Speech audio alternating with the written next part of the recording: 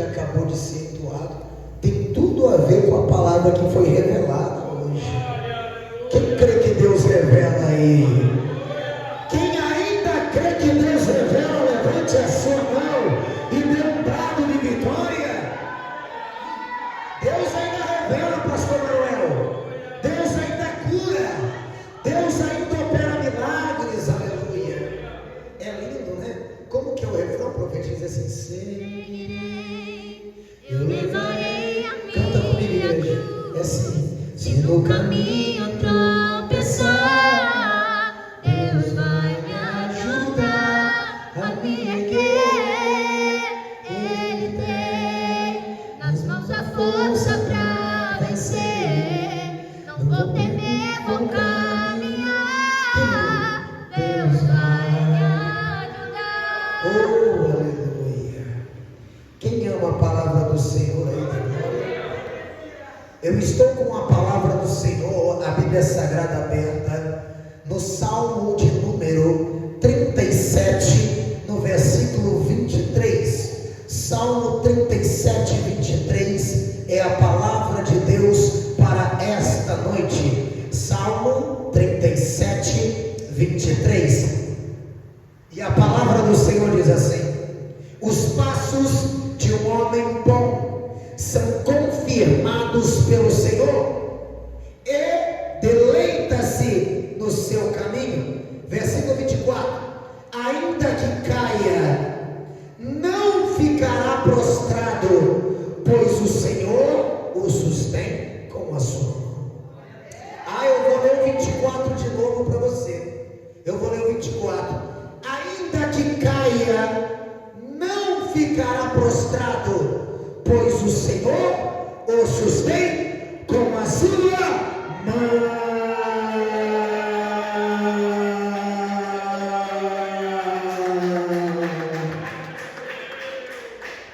Assente-se por gentileza, assente-se. E você pode dar glória a Deus e aleluia à vontade aqui. Isso, você pode dizer aleluia. Quando você cansar de dar aleluia, você vai dar um glória. Se você cansar do glória, tu dá um aleluia. E se a presença for forte, tu pode soltar até uma rajada de calabasteiro e cantar lalanai na cara do diabo, porque hoje a vitória é certa na vida de quem ama Jesus aqui.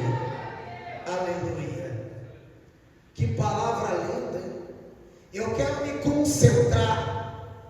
Eu quero me concentrar no versículo 24.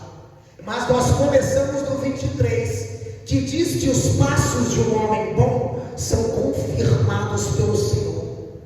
A palavra do Senhor está dizendo aqui que a pessoa, o homem, no termo de humanidade, homem ou mulher, que é uma pessoa boa, e bom é aquele que serve a Deus, bom é aquele que anda com quem é bom, bom é aquele que está na presença de quem é bom. E Jesus um dia disse que bom é o Deus Pai que está no céu. Então, se você segue aquele que é bom, tu é um homem, é uma mulher boa, e os teus passos estão sendo confirmados nessa noite.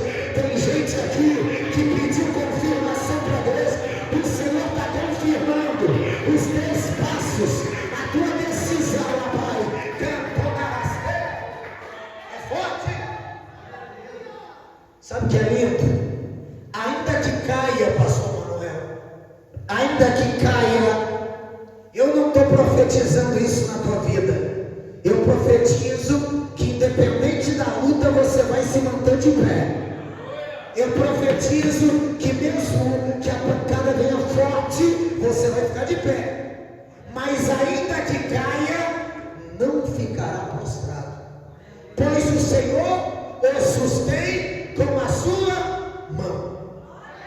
O que sustenta um homem, uma mulher de Deus, o que sustenta uma pessoa que serve a Deus, não é a sua própria força, não é a sua capacidade, não é a sua inteligência. O que sustenta um homem, uma mulher de Deus, é a mão do Senhor. E aquele que está debaixo da mão do Senhor, ele pode até cair, mas ele não ficará prostrado.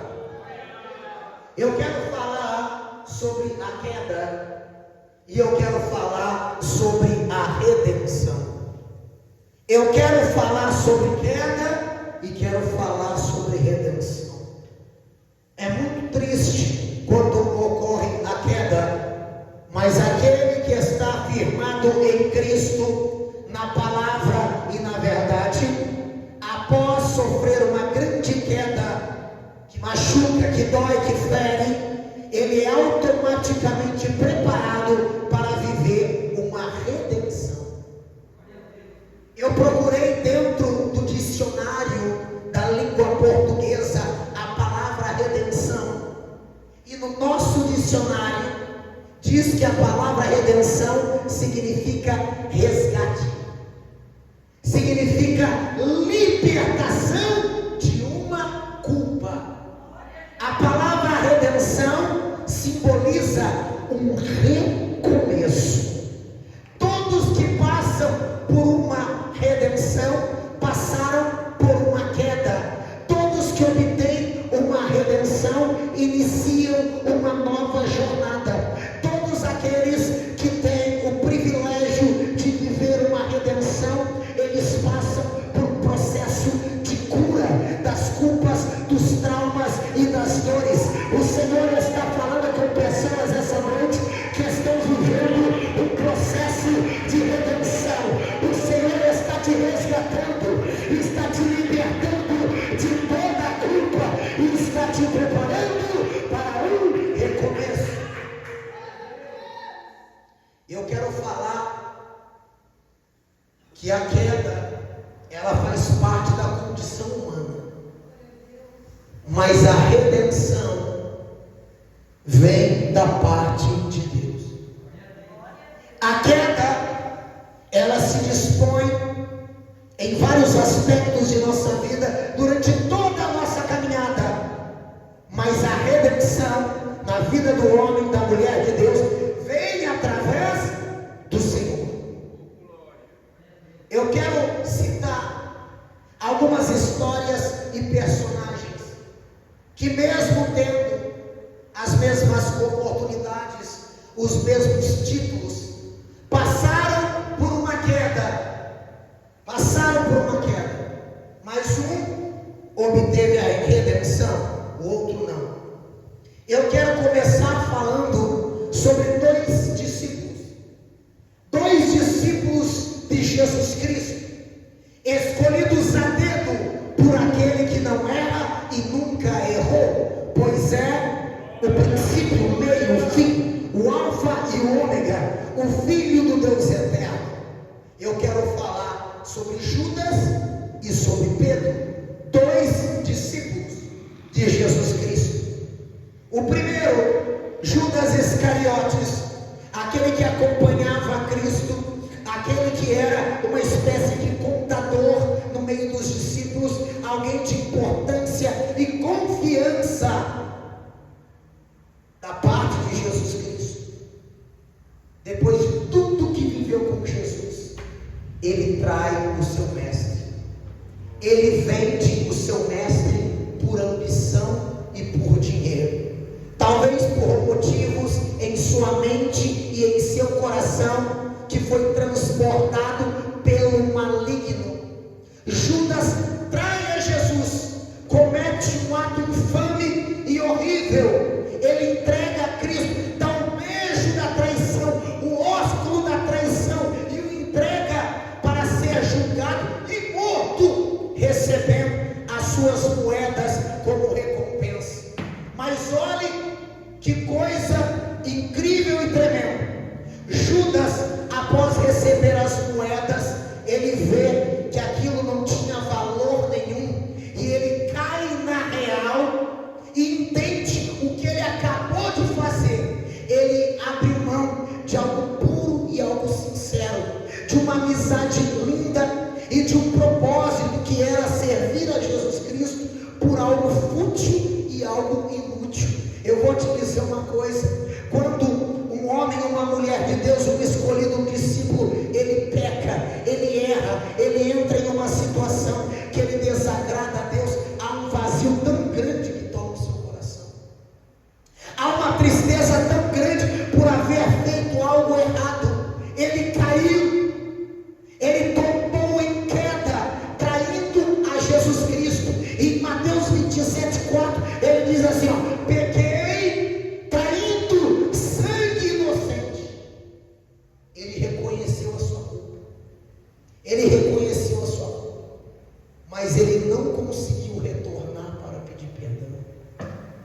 Ele não conseguiu.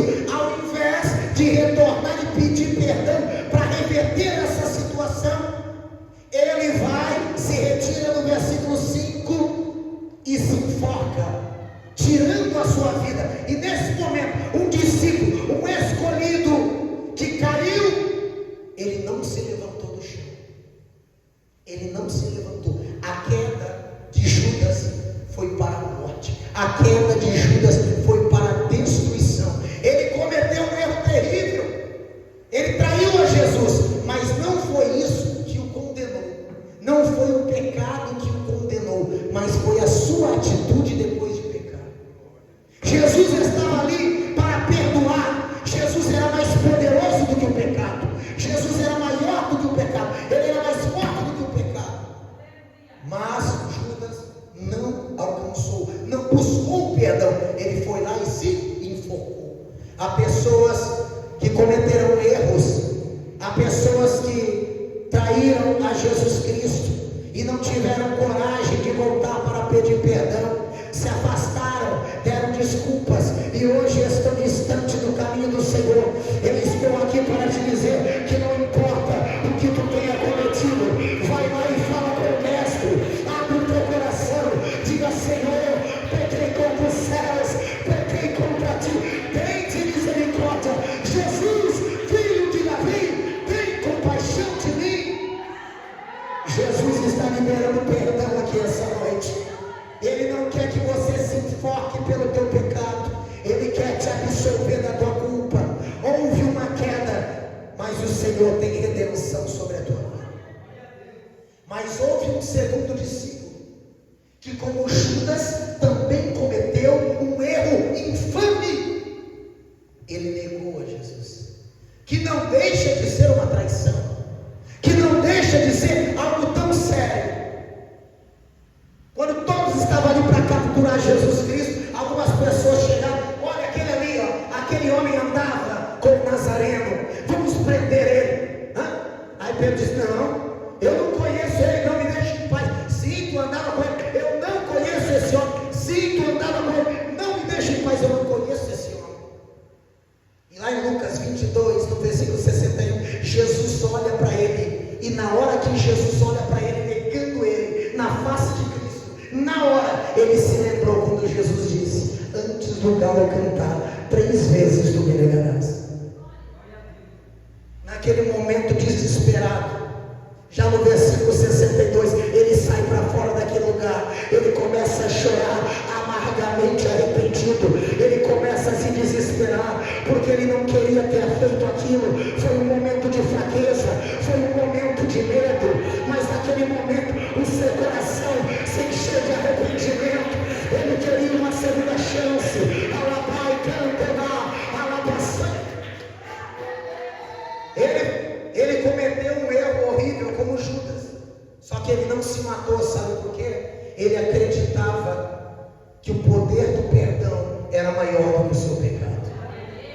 Ele conhecia Jesus com uma intimidade que Judas não conhecia. Judas andava com Jesus, mas não tinha a intimidade que Pedro tinha.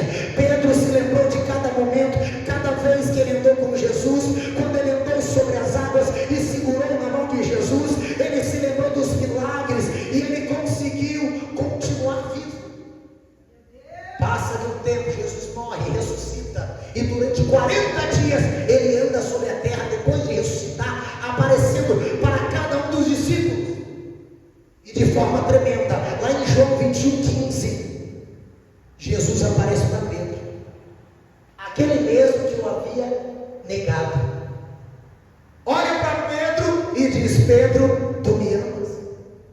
Pedro, tu me amas? Pedro, creio eu, com os olhos cheios de lágrima, lembrando que havia negado a Jesus por 3 vezes, ele disse: sim, Senhor, eu te amo. E Jesus diz: se tu me ama, apacenta as minhas ovelhas. Ele estava se despedindo, ele ascenderia ao trono de glória, mas ele ainda confiava em Pedro, e ali veio a sua redenção.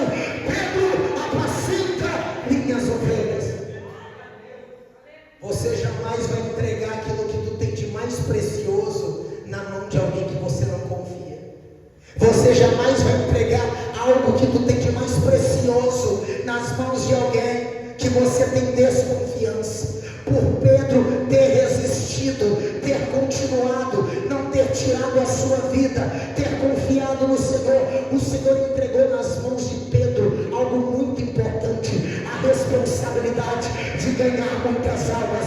Aonde há arrependimento, ali há redenção. Se perdoe, siga em frente. Jesus não está aqui para te condenar, para te destruir, para apontar o dedo, dizendo que você errou. Ele estende as mãos misericordiosas e diz: vai e não peques mais. Aleluia. 2 discípulos, um caiu e morreu, o outro caiu e obteve a redenção. A escolha é tua. Os dois teriam direito ao perdão, os dois teriam a oportunidade. A escolha é tua: ficar no chão ou alcançar a redenção. Alguém que está sofrendo tanto, alguém aqui.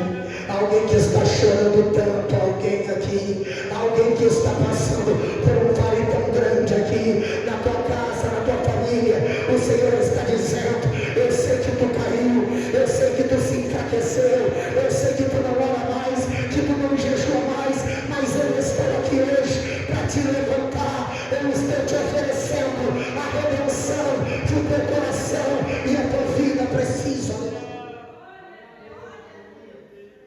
Eu sinto a presença de Deus aqui. O Senhor trouxe pessoas essa noite que vão viver uma grande redenção na presença do Senhor. Eu quero falar sobre 2 reis.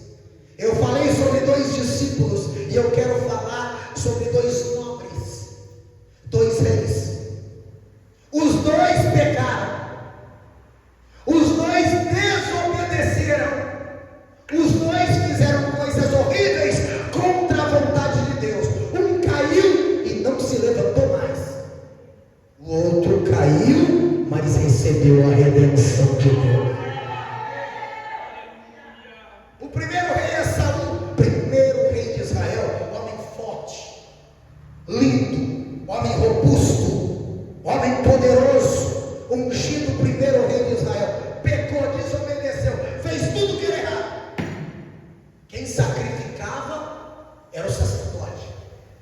Não podia fazer sacrifício. Quem sacrificava era o sacerdote. Ele foi lá e sacrificou. Nem comunicou a Samuel. Foi lá e fez o que ele queria. Sacrificou. Tomou para si uma responsabilidade, uma honra que não era dele. Você tem que entender que aquilo que é teu, ninguém pode tomar, é teu, não tenha medo. Mas aquilo que é do teu irmão, é do teu irmão. Não tente tocar naquilo que não é teu. Aquilo que é de Deus é sagrado e você não toca. Aquilo que é teu, não tenha medo, ninguém vai tomar de ti. Mas aquilo que é do teu irmão, respeite, porque a unção que Deus colocou sobre ele pertence a ele, não a você. Saul foi lá, sacrificou sem Samuel. Aí teve a batalha contra os amalequitas e Deus falou bem assim: esse povo é ruim, esse povo é assassino, esses amalequitas são perturbados. Você vai lá e destrói tudo. Eu vou entregar na tua mão, mas vai lá e destrói eles, não deixa um de pé. E não pega nada para tu não, que o que esse povo tocou é amaldiçoado, eu não quero. Saul foi lá, Deus foi com ele e venceu a batalha. Só que ele não destruiu todo mundo não, viu? Não, ele preferiu fazer a vontade dele. Ele poupou o rei Agag, e o melhor do rebanho ele pegou para ele.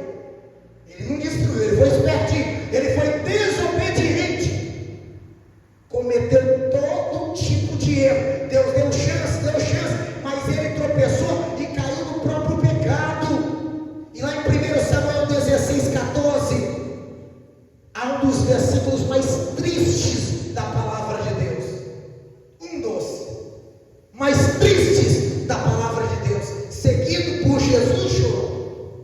1 Samuel 16:14, e o Espírito do Senhor se afastou de Saul, e um espírito mau da parte de Deus o atormentava. Não tem como alguém que foi cheio do Espírito Santo perder o Espírito Santo e não ser possuído por demônios. Porque Satanás, ele tem inveja da unção que tem na tua vida.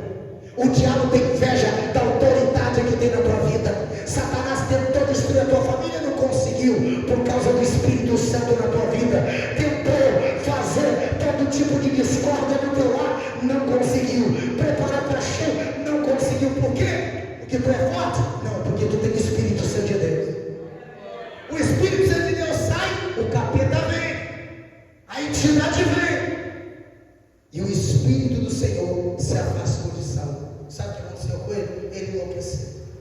ele virou a cabeça, as coisas foram perdendo o controle, ele perdeu o reino, perdeu a família e perdeu a vida, foi totalmente destruído. Um rei ungido do Senhor, mas houve um rei que também pecou gravemente, desobedecendo a Deus e a sua lei, e o seu nome era Davi. Alguém que tinha o coração segundo o coração de Deus, uma pessoa boa, um homem de guerra, um homem batalhador, um homem com uma história incrível, de pastor de ovelha, se torna rei de toda a nação de Israel. Mas ele tinha os seus erros, ele tinha suas falhas. É o que eu falo para você, homem e mulher de Deus. Homens de Deus existem, mulheres de Deus existem, ainda existem profetas de Deus, ainda existem missionárias, ainda existem, mas são homens de Deus, e os homens têm as suas falhas.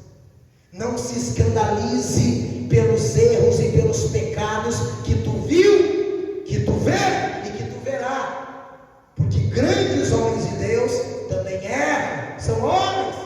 Grandes mulheres de Deus também erram. E Davi, que tinha um coração segundo o coração de Deus, queridinho do Senhor, um dia observa a Batseba, uma mulher casada, comprometida. Ele cobiça aquela mulher, ele deseja aquela mulher, ele toma aquela mulher para si, e além disso, a arma para o marido dela morrer na batalha. Ele faz uma armação feia, homem que era fiel a ele, fiel ao seu exército, um homem correto, honesto. Ele arma para esse homem porque ele queria Batseba, ele desejava Batseba, ele queria tomá-la para si. Então ele provoca toda uma situação para destruir com o seu marido. E Urias, que era marido de Batseba, perde a sua vida na batalha devido a uma armação de Davi. Ou seja, adulterou, conspirou para a morte, pecou gravemente, teve consequências terríveis na sua vida. A vida de Davi foi perdendo rumo, coisas foram dando erradas, a sua vida foi se destruindo, mas ele fez algo diferente do que Saul. Ele se arrependeu e buscou a misericórdia de Deus. Saul, quando errou, ele se isolou e enlouqueceu. Sabe por quê? Ele era arrogante. No fundo, ele achava que estava certo e que tinha direito de fazer o que ele queria. Agora Davi, lá no Salmo 51, ele se humilha, se arrepende e diz: Senhor, tem misericórdia de mim, apaga as minhas transgressões, ó Deus, segundo a multidão das tuas misericórdias. Eu estou pregando aqui, pastor Manuel, ao anjo de Deus,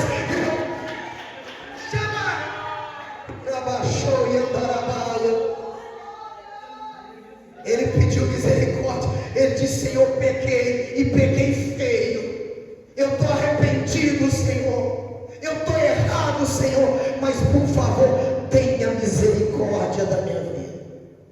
E no Salmo 51, a vida de Davi tem uma virada. Sabe por quê? Durante a tua caminhada com Cristo, eu não posso te prometer e dizer que tu nunca vai cair, mas debaixo da palavra de Deus, eu posso te dizer que o justo, ele cai 7 vezes, mas o Senhor, o Deus Todo-Poderoso, ele levanta. Quem pode abrir a boca de aleluia. 2 reis, os 2 pecaram e desobedeceram. Um caiu e não levantou mais, foi para a morte. O outro obteve a redenção, porque ele buscou a misericórdia. Ele se Demas, diga Demas. E a palavra do Senhor mostra que ele é um obreiro de confiança, ele é um cooperador. Ele andava com Paulo nas viagens missionárias. Lá estava Demas, cooperador da igreja primitiva, um homem que recebeu oportunidade, e uma oportunidade única, porque ele estava andando com Paulo, um dos líderes da igreja. Ele não era qualquer um, não, era uma pessoa que foi honrada por Deus. Demas era um cooperador da igreja primitiva que andava com Paulo em suas viagens, obreiro de confiança. Só que ele abandonou a sua fé, ele abandonou o seu chamado. Lá em 2 Timóteo 4,10 diz assim, ó: porque Demas me abandonou, tendo amado o presente século. Demas foi viajar com Paulo, ele foi para as viagens missionárias e ele começou a olhar o mundo. Talvez ele não era um homem de viajar muito, não tinha muita oportunidade. Começou a viajar com Paulo, começou a conhecer o mundo, começou a ver coisas que chamaram a atenção. Toma cuidado, crente. Às vezes o mundo, ele começa a atrair mais do que a presença de Deus. Às vezes os prazeres da carne começam a chamar mais a tua atenção. Demas olhou para as viagens. Nas viagens, conjecturo eu, que ele viu belas mulheres, novas paisagens, novos tipos de confraternizações e festas. E a palavra do Senhor diz, Paulo escrevendo a Timóteo, dizendo assim, ó: Demas me abandonou. Sabe por quê? Porque ele amou mais o mundo. Ele ficou de olho nas coisas que chamaram a atenção da sua carne, e ele abandonou a Paulo. A partir desse momento, o nome de Demas não é mais citado na palavra do Senhor. O nome de Demas foi excluído da face de Deus. E creio eu também, conjecturo do livro da vida, porque o mundo atraiu a Demas, a carnalidade atraiu a Demas, e ele não abandona somente a Paulo, mas abandona o seu ministério e abandona a sua oportunidade. Demas não era ninguém antes, de repente está andando com Paulo. Toma cuidado, viu? Deus te exaltou, Deus fez muita coisa na tua vida, e os teus olhos às vezes podem se enganar, às vezes tu pode confundir as coisas. O Senhor está dizendo, Demas, não olha para o mundo, não olha para o pecado. Sem a minha presença tu não é nada, sem a minha presença tu estava esquecido lá em Jerusalém.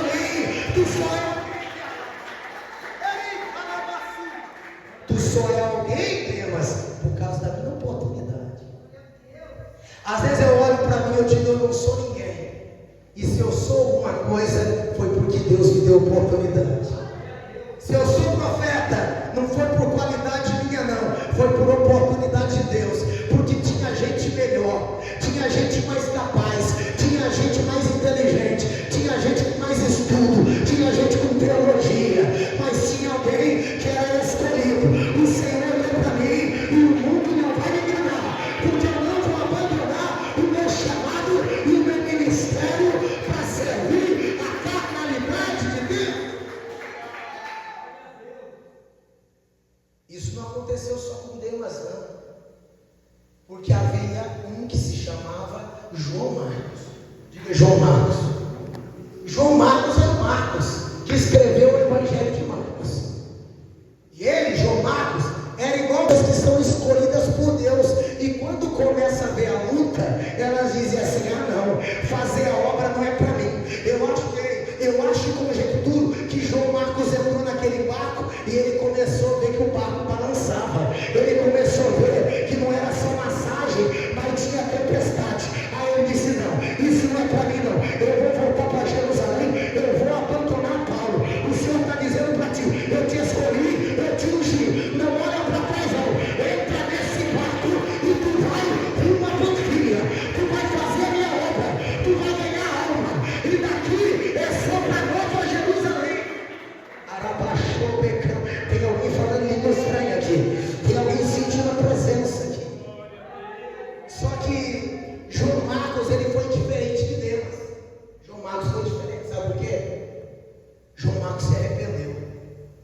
Ele voltou para Jerusalém e lá ele viu que ele não tinha feito coisa certa. Ele botou a mão na consciência.